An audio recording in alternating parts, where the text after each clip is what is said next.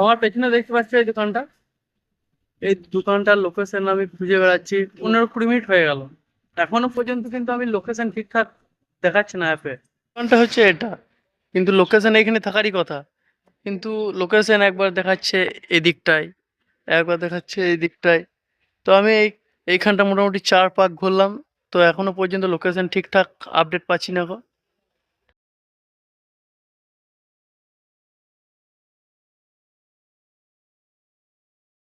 Head south, then turn right. Oh, no, no, no, no. Turn right, then turn left.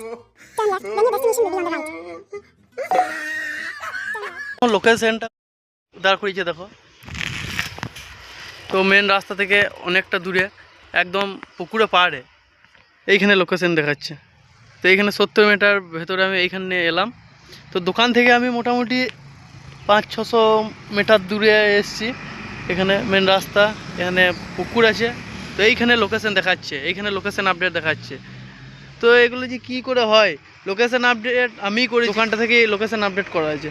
তো এইখানে চলে এসছে, তো আমাকে খুঁজে খুঁজে এইখানে এইখানে এলাম, এইখানে আমি বিলটা এসে মারলাম।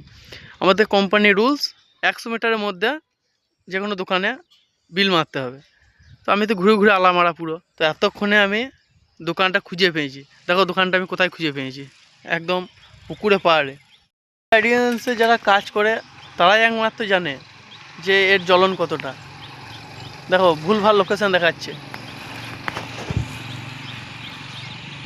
বাইরে থেকে যদি কেউ আসে, কোম্পানির যদি কোনো কোম্পানির স্যার আসে, তো দোকান যদি খুঁজে, তো তাদেরকে এইখানটাতে আসতে হবে।